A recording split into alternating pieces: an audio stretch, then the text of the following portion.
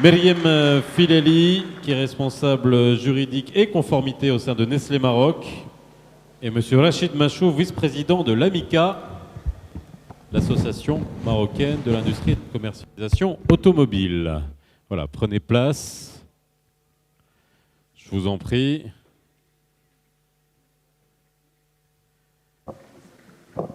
Alors, asseyez-vous. Je ne vous connais pas tous et toutes.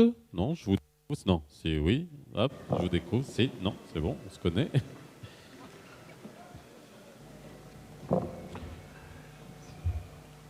Alors, merci d'être avec nous. Vous l'avez compris, la contrainte de temps, mais ça ne pose pas de problème, parce que vous l'avez vu, en 5 minutes, on arrive à aller straight to the point. Il est midi 10. L'idéal, ça serait qu'on finisse cette partie-là à midi 30, midi 32. Donc à 30, je vous fais signe. Alors, l'objectif, c'est de continuer dans la lancée de tout ce qui a été dit. Je vais commencer par Sichagra de la Fédération de la chimie, de la parachimie, parce que c'est une industrie.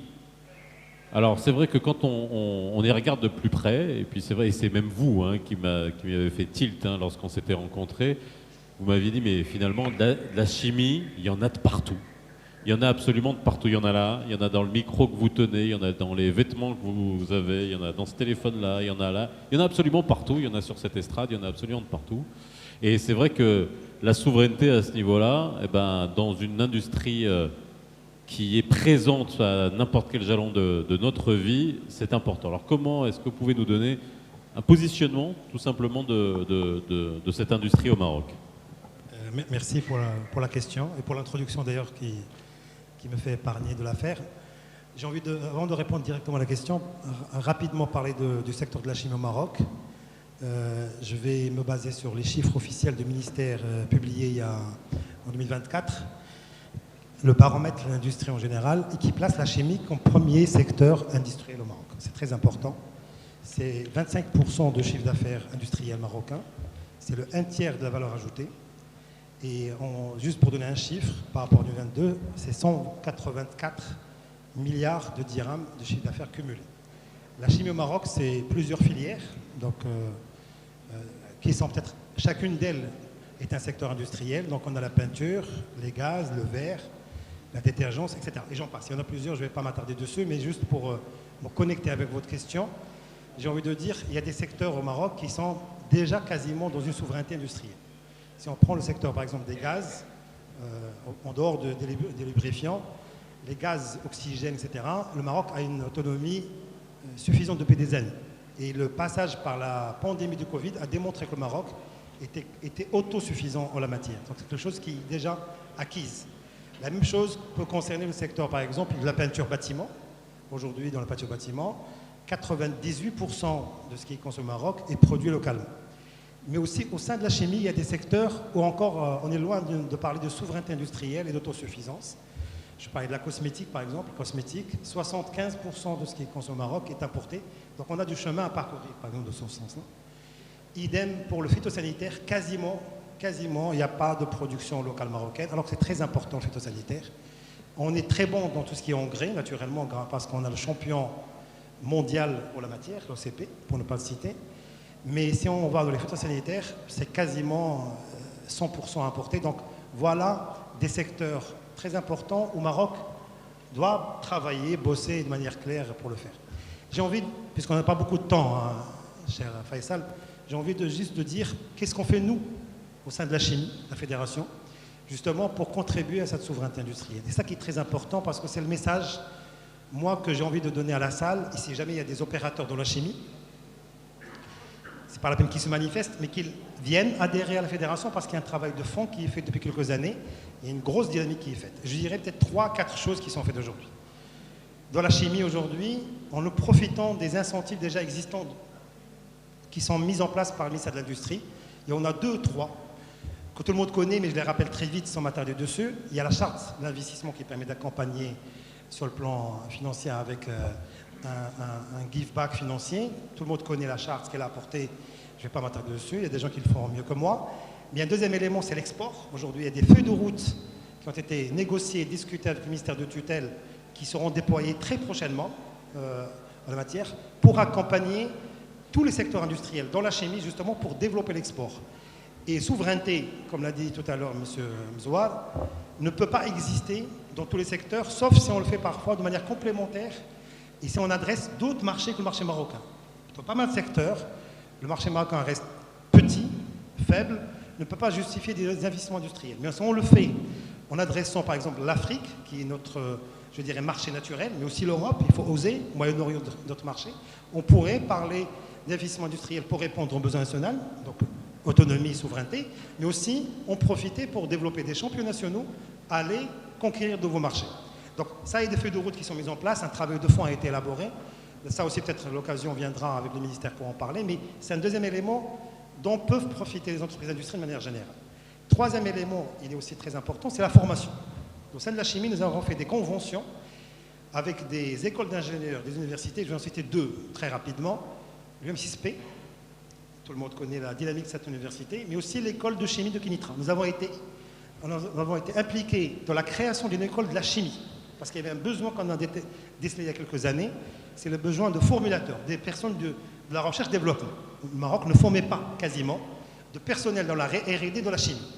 Et une entreprise industrielle chimique ne peut pas exister au Maroc, c'est très important, sans avoir un laboratoire R&D et donc des gens de R&D. Et toute, pratiquement, entreprise, aujourd'hui, nous faisons appel à des ressources étrangères, asiatiques, européennes. Aujourd'hui, nous avons démarré il y a quelques années avec l'école supérieure de la chimie de Kénitra, et dans la première promotion sortira cette année.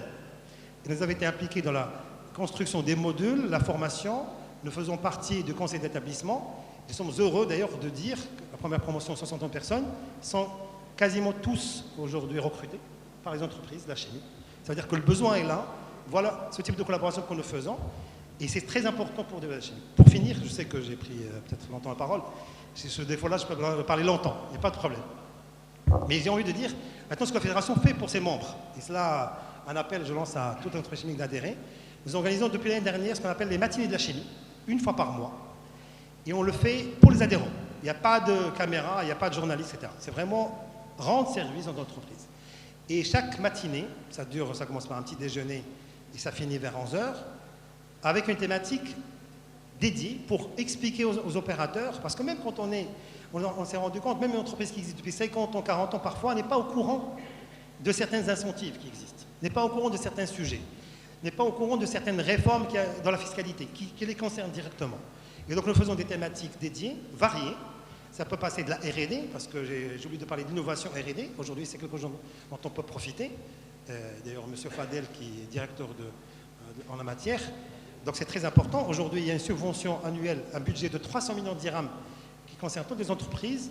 Ils peuvent en bénéficier et être subventionnés à des hauteurs très importantes. Ça, c'est très important. Je vais finir en 2 secondes. Oui, 2 secondes. 2 secondes. Hein. 1, 2, j'ai fini. Donc je disais pour dire... voilà, ça permet des questions directes. L'entreprise peut poser des questions qui la concernent et avoir les réponses de la part des professeurs qui sont présents. Donc, c'est très important de dire cela. Moi, je considère que la contribution de la fédération, c'est ça notre rôle, c'est ce qu'on peut apporter aux membres et la connexion et le relais que nous pouvons faire entre les pouvoirs publics, les adhérents dans les deux sens, soit ascendant pour remonter les doléances, les réclamations, les problèmes de blocage, ou descendant pour faire profiter les entreprises de ce qui existe. Il y a beaucoup de choses qui existent. Je peux vous dire, moi, nous exportons vers plusieurs pays. Les incentives aujourd'hui que le Maroc a mis en place, ils sont exceptionnels. Il n'y en a pas de similaires dans la région. C'est très important. Je finis sur ce mot-là. Merci. Merci beaucoup. Alors, on va revenir au savoir. Et puis aussi, c'est en lien avec les explications de Lamien, parce qu'avec Sila Zioui, qui est CEO de M6P Ventures, l'objectif aussi, c'est de... finalement, aller chercher les talents, aller chercher l'innovation, de croire en ces talents-là et de les garder chez nous. En tout cas, si j'ai bien compris, c'est bien votre rôle à EM6P Ventures. Très rapidement, EM6P Ventures, c'est quoi? On voit bien qu'il y a EM6P dedans. Ventures, on voit bien que vous êtes dans le capital risque. Mais votre rôle dans cette souveraineté, est-ce que vous le prenez de cette manière-là? Essayez de garder au Maroc et de faire développer au Maroc, même en ligne, hein, que ce soit dans la chimie, la R&D, c'était notre parent pauvre, ça l'est encore, mais par contre, on est en train d'y travailler. Tout à fait. Bon, en tout cas, merci pour l'invitation, merci à l'industrie du Maroc. Merci au ministère pour son leadership. C'est un plaisir d'être avec vous aujourd'hui. J'explique avec quelle casquette je suis ici aujourd'hui. Merci d'avoir posé la question. Aujourd'hui, j'ai deux casquettes. J'ai la casquette de directeur général du M6P Ventures, qui est un fonds capital risque, qui investit dans les startups early stage, pre-seed, seed. On a investi dans plus de 27 startups depuis 3 ans, et dont 20 sont des startups marocaines. Donc notre objectif, c'est de développer un écosystème entrepreneurial ici au Maroc et de développer un hub de l'innovation au niveau de Startgate, au niveau de Benguerir, à travers la mise en place du venture building, de la capacity building. Et donc le rêve, c'est de créer une Silicon Valley marocaine au sein du campus de Benguerir. Et donc UM6P Ventures, c'est le dernier maillon qui vient après l'accompagnement et l'accélération, c'est en mettant des tickets d'investissement, parce que les startups ne peuvent pas lever des fonds chez les banques, donc elles ont besoin d'equity.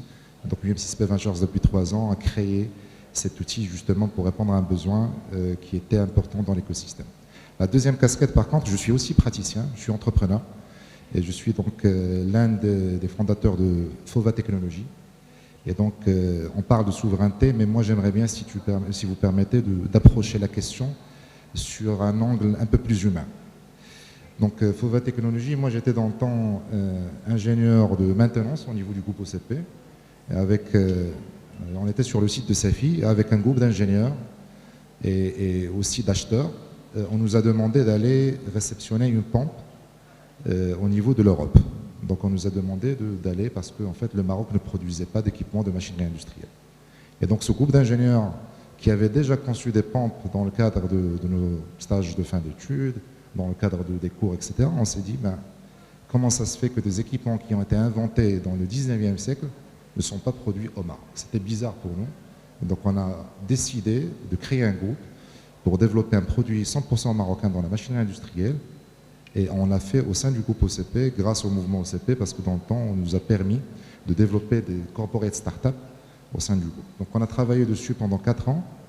Et donc nous, on a notre approche, parce que la souveraineté, il y a peut-être 3 ou 4 modèles. Il y a les IDE, les investissements directs étrangers.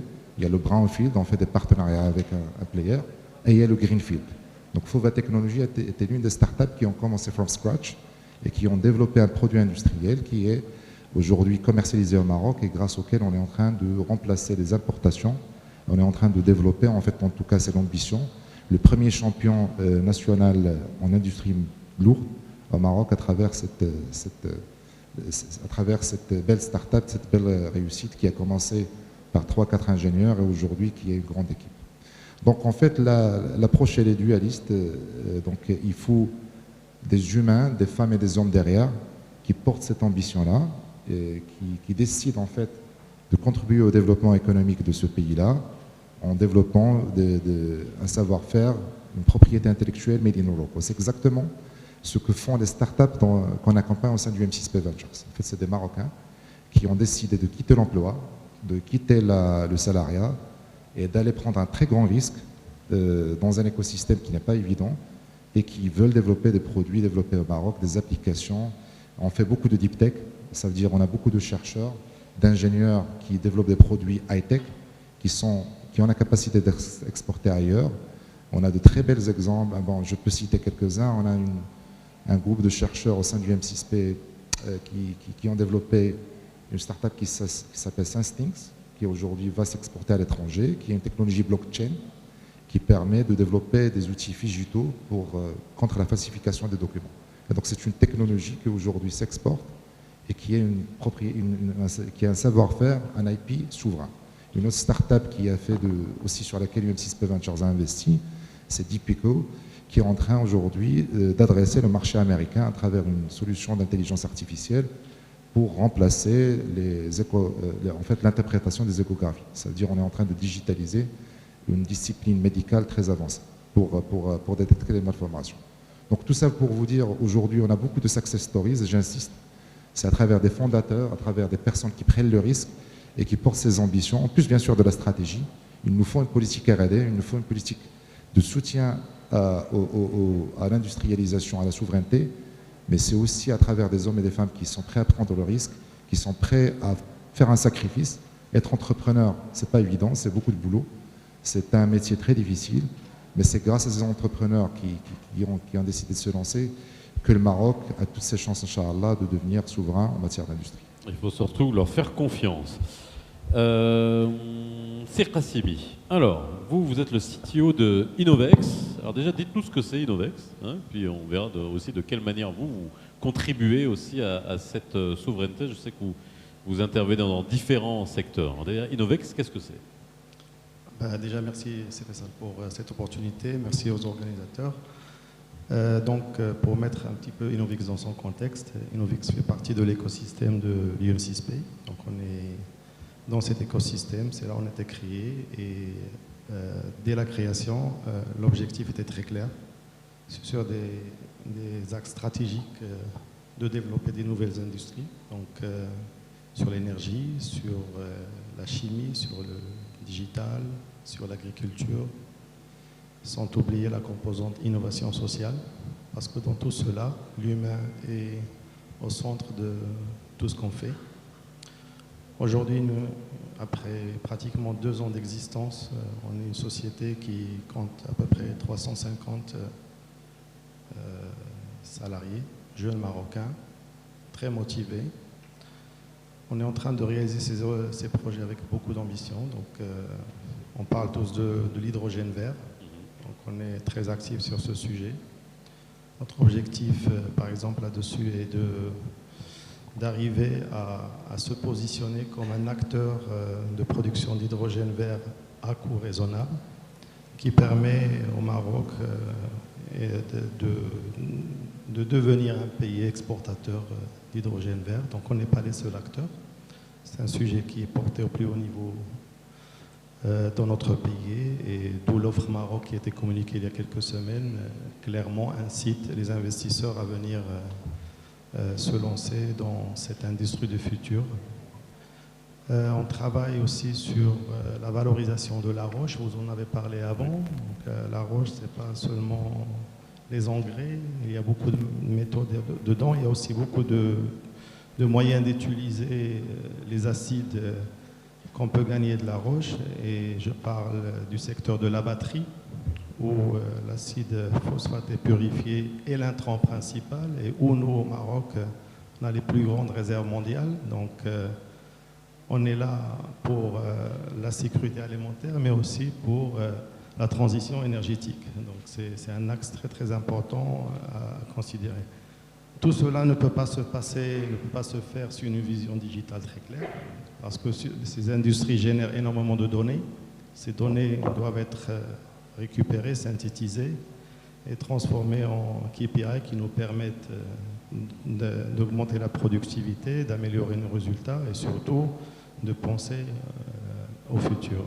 Lorsque je parle de penser au futur, je peux vous confirmer que dès le départ, ces business qu'on développe se basent sur une vision technologique très claire. Donc l'objectif n'est pas rapidement de fournir des usines clés en main, mais de dérisquer les technologies avec une approche un peu différente de ce qui a été fait jusqu'à maintenant. C'est-à-dire, on pense déjà aujourd'hui aux usines 2035, 2040, comment ils vont être, et est-ce que nos choix d'aujourd'hui nous permettent de rester compétitifs. Donc, on est dans une approche de construction d'écosystèmes autour de ces industries. On fait fédérer dans ces écosystèmes déjà les partenaires et les capacités existantes dans le pays. On a aussi s'épauler avec d'autres partenaires à l'international, tout en mettant en valeur les possibilités que le Maroc offre pour les inciter à nous rejoindre ici localement. Et on regarde aussi dans des écosystèmes qui sont déjà développés, je pense à l'automobile, je pense au textile, la chimie en l'occurrence, qui sont des leviers déjà existants et qui peuvent nous accompagner pour accélérer nos démarches. Donc cette composante technologique aussi ne peut pas se faire sans regarder un petit peu en amont de la chaîne de valeur, donc l'université. Capacity building au niveau de l'université est très important. Aujourd'hui, on se plaignait pendant des décennies sur la déconnexion entre le monde universitaire et le monde industriel. Je pense qu'avec l'UM6P, on a démontré qu'on est tout à fait en mesure d'avoir des partenariats technologiques sur des axes qui sont différents. Il y a des axes qui sont à risque, où on a besoin de savoir-faire existant, et des axes qui sont plutôt orientés long terme, où l'université peut jouer un rôle important. Et on s'ouvre bien sûr sur l'écosystème universitaire marocain, donc pas seulement l'UM6P, mais aussi d'autres universités et instituts de recherche.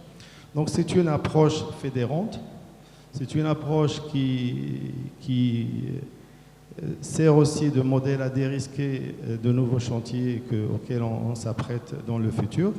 Et tout cela dans une optique de compétitivité. On parle de la souveraineté, et ça c'est ce que notre royaume est en train de mettre en place. Nous, à notre niveau, c'est la compétitivité industrielle qui compte, parce que ce sont des industries orientées export. Et c'est là où notre objectif, c'est dès le départ d'être en mesure de conquérir des nouveaux marchés et permettre à nos industries de se positionner et de positionner le Maroc comme un leader industriel du futur. Merci beaucoup. Myriam. Bonjour. Oh, si.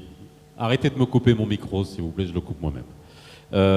Myriam, alors vous représentez une toute petite entreprise qui est inconnue, personne ne connaît cette boîte. Oui, j'imagine. Ça se dit Nestlé, c'est ça? C'est un truc comme ça? Voilà, je pense que ce que je vais dire va contredire ce que vous dites. Non, alors Nestlé moi ce qui est intéressant, c'est de voir aussi, vous, ici au Maroc, comment vous vous insérez, c'est dans ce thème-là qu'on est aujourd'hui, hein, sur la souveraineté, et là, la souveraineté nécessairement alimentaire. Alors déjà, Nestlé est présente au Maroc depuis 1927. Donc on a démarré en important nos produits. Ensuite, on a créé l'usine en 1992, et c'est ce qui s'inscrit donc dans la souveraineté industrielle et plus précisément la souveraineté alimentaire. Donc notre usine aujourd'hui produit 9000 tonnes de produits. Donc entre le Nido qui est notre lait en poudre et le Nescafé qui est le café soluble. Donc c'est deux marques internationales qui sont produites au Maroc. L'une d'entre elles est un produit 100% marocain dont le sourcing se fait au Maroc. Et on réalise 80% d'export vers des pays d'Afrique du Nord, donc l'Algérie, la Tunisie, d'autres pays encore, et des pays du Moyen-Orient. Donc cette capacité de production fait que on est un acteur majeur dans la filière laitière et la filière du café soluble. On continue à réaliser beaucoup d'investissements.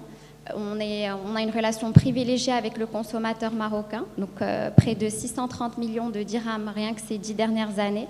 Et on continue à répondre aux besoins du consommateur. Alors dernièrement, on a vu qu'il y avait un besoin de lait infantile, donc lait de croissance, qu'on produisait auparavant en format carton. Et on a mis en place une nouvelle ligne de production qui va être opérationnelle fin août pour produire les récipients, les cannes, les récipients en métal qu'on peut trouver en pharmacie. Donc il y a toujours cette idée d'innovation, d'investissement pour continuer d'être au plus près du consommateur marocain et assurer cette souveraineté alimentaire. Ensuite, oui. Non, allez-y, je laisse continuer. Donc ensuite, tout à l'heure, Monsieur le ministre a évoqué la notion d'autosuffisance alimentaire, donc qui est différente aussi, je le rejoins, de la souveraineté alimentaire. Et l'autosuffisance alimentaire, on arrive à l'avoir quand il y a un produit qui est 100% marocain. C'est le cas notamment de Nido. Donc Nido, c'est notre marque de lait en poudre. Alors le sourcing est 100% marocain. On s'approvisionne de plus de 50 000 tonnes de lait frais chaque année auprès des agriculteurs de la région de Doukalan. Et on met en œuvre des programmes pour ces agriculteurs. Donc je vais citer notamment le Agripreneurship, qui est un programme pour aider les agriculteurs à devenir entrepreneurs autonomes. C'est-à-dire qu'on va les coacher, on va leur apporter du soutien, que ce soit matériel, que ce soit moral, et qui va s'axer sur 4 piliers. Le premier étant déjà la conformité à la réglementation. Donc on va s'assurer qu'ils ont des structures qui leur permettent d'opérer. Le deuxième étant la viabilité économique, parce que c'est bien beau d'avoir une ferme, de démarrer un business, mais si elle n'est pas viable, elle ne va pas être attrayante pour les générations futures. et elle ne va pas être viable économiquement. Le troisième volet, on leur apprend à optimiser vraiment de manière à pouvoir vivre de leur business et pouvoir l'étendre. Le troisième pilier donc, de ce programme d'entrepreneurs agriculteurs, c'est la responsabilité sociale et sociétale pour fournir aux consommateurs marocains un produit de qualité qui répond à des normes d'hygiène et de sécurité très strictes. Et enfin, ça va être tout ce qui est respect de l'environnement. C'est bien de produire localement, d'avoir une production 100% locale, mais c'est encore mieux qu'elle se fasse dans le cadre du respect de l'environnement. Et avec ça, on s'inscrit dans le programme Génération Green du gouvernement. Merci beaucoup. Merci à vous. Et on va passer à la voiture. Alors là, on est à Tanger, et c'est vrai que en parlant d'industrie et de réussite industrielle au Maroc, eh bien, on se tourne vers la construction automobile. Et Simachou, vous représentez l'AMICA. Et je vous laisse la parole, mais qu'est-ce qu'à chaque fois qu'on parle d'industrie nécessairement, et on s'est vu à chaque fois à des rencontres sur l'industrie automobile, et voir de quelle manière tout cela on a vu cette croissance. Et Monsieur le ministre a insisté encore sur le taux d'intégration, qui est finalement cet indicateur clé de nous montrer dans cette souveraineté. Et est-ce qu'on peut aller encore plus loin, finalement? Merci, c'est Faisal, pour cette occasion. Merci au magazine Industrie du Maroc pour cette occasion donnée pour nous tous pour échanger de manière transversale. Eh bien, l'automobile, le secteur automobile, Monsieur le ministre l'a rappelé tout à l'heure, effectivement, c'est un secteur qui est parmi les secteurs stratégiques, pour ne pas dire c'est le premier secteur stratégique. Donc, quelques chiffres du secteur de l'industrie automobile, enfin, l'importation, les ventes, etc. La prévente, ça c'est un autre pilier. Mais l'industrie automobile, dont je vais vous en parler, est un secteur stratégique. D'abord parce qu'il emploie plus de 230 000 personnes donc, dans notre pays. Il exporte aux environs de 14 milliards d'euros cette année, ciblé. Donc c'est un secteur qui est stratégique, très impactant pour notre économie. Et il est stratégique au plus haut niveau de l'État.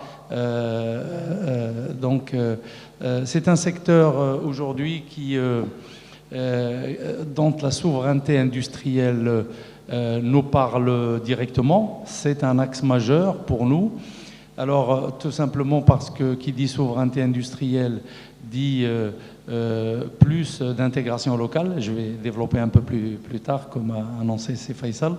Donc, tout simplement, si plus on intègre localement, moins on achète, parce qu'on achète en devise. Et donc, c'est directement impactant. Donc, la souveraineté industrielle pour l'AMICA, nous, représentants de la filière industrielle, donc secteur privé de l'automobile, veut dire trois axes majeurs sur lesquels nous travaillons. Enfin, il y en a plusieurs, mais vu le temps imparti, je vais prioriser. Les trois axes majeurs sont, l'intégration locale. Donc, nous travaillons en commission. Il y a la première commission qui pilote l'intégration locale. Donc, nous intégrons au maximum nos pièces localement. Vous avez vu les chiffres tout à l'heure. 2004 à 2020, on est passé de entre 15 et 20 de taux d'intégration à plus de 65% de taux d'intégration. Mais il y a encore du travail à faire en termes d'intégration en profondeur, en termes d'intégration en rang 2, rang 3, en matière première. Comme vous le savez, il y a encore beaucoup de chemin à parcourir dans ce sens. Alors, les deux autres thèmes qui viennent juste par la suite sont liés au premier. Le deuxième axe, c'est une commission qui travaille sur la partie financement. Bien sûr, sans financement, sans mécanisme de financement accessible, il n'y aura pas de développement, il n'y aura pas d'extension, pas de nouveaux investisseurs. Donc, en fait, nous travaillons sur l'accompagnement de nouveaux investisseurs, des extensions, nouveaux démarrages de start-up, de PME, etc. Après, il y a la troisième commission que je pilote personnellement. Et à mes yeux, elle est centrale. Elle porte sur les ressources humaines. Donc les ressources humaines est le pilier principal de notre secteur industriel. Nous devons préparer, et c'est déjà le cas depuis bien longtemps, nous avons pris conscience que c'est un élément essentiel. Cette commission aujourd'hui intègre l'ensemble des composantes du tissu industriel automobile marocain, à savoir le manufacturing. Quand on parle taux d'intégration, on parle constructeur, on parle du produit que nous vendons aux clients, on parle des équipementiers qui exportent des composants notamment vers l'Europe majoritairement. Mais il y a aussi l'intégration de tous les processus, machines, robotiques, techniques, où aujourd'hui nous sommes encore un petit peu à la traîne. Et je parlerai aussi de l'intégration en termes de R&D, d'études, d'ingénierie. Et je me félicite des interventions de mes collègues juste avant sur la problématique de l'intégration locale en termes d'ingénierie, de services. Si vous prenez par exemple ne serait-ce que la logistique, on a encore du chemin à faire en termes d'intégration dans ces métiers-là. Il y a beaucoup à faire, il y a énormément. Donc nous essayons d'attirer le maximum de capital marocain vers ce secteur qui est porteur, qui est un secteur d'avenir. Il y a encore beaucoup de choses à faire. Le secteur est très évolutif avec l'arrivée de la voiture électrique. Vous avez lu ici ou là que la voiture de demain, ce n'est plus la voiture qu'on a connue, qu'on connaît encore aujourd'hui. Il n'y a pas de thermique, ce sera une voiture électrique connectée, intelligente, qui lit les vitesses, qui fait beaucoup de choses, et avec une industrie plus numérisée, avec la digitalisation. Dans cet environnement-là, cette commission développement compétences et ressources humaines vise à faire une étude pour avoir comme élément de sortie des modules de formation qui permettront de préparer nos techniciens, nos ingénieurs, notre main-d'œuvre directe aussi, au métier de l'avenir. Il est clair que la voiture de demain, il y aura moins de soudure, il y aura moins de métal, il y aura plus de collage, il y aura plus d'alliage léger, parce que ça doit être une voiture plus légère. Voilà, tout ça fait que c'est un secteur qui est passionnant, qui est attractif et qui est primordial pour l'économie de notre pays. Alors, je terminerai par une chose et en même temps un appel que je fais pour ayant vécu des deux côtés de la Méditerranée pendant plusieurs années chez Renault en Europe, chez un constructeur. Donc, la problématique R&D, études, calculs, dessins, etc., on est encore à la traîne. Et pour rattraper ce retard, pour le combler, nous devons aujourd'hui développer des conventions transverses avec les universités, les laboratoires des universités, des écoles d'ingénieurs. Je suis aussi président des IFMIA, les instituts de la formation pour les métiers de l'automobile, qui touchent plutôt la couche technicien et opérateur, mais ce n'est pas suffisant. Nous devons aller vers nos écoles d'ingénieurs. Je vais peut-être un peu oser casser les frontières verticales interministérielles, parce que nous n'avons pas le choix. Il faudrait plus de 200 laboratoires de recherche. Les industriels aujourd'hui implantés au Maroc, nous ne les avons pas. Nous ne les avons pas. Donc nous devons...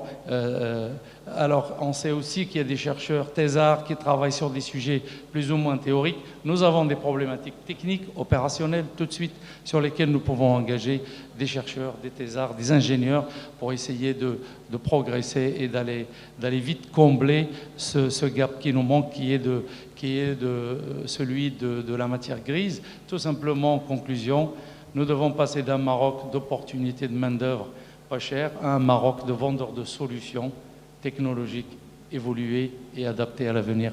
Je vous remercie pour Merci beaucoup, merci beaucoup.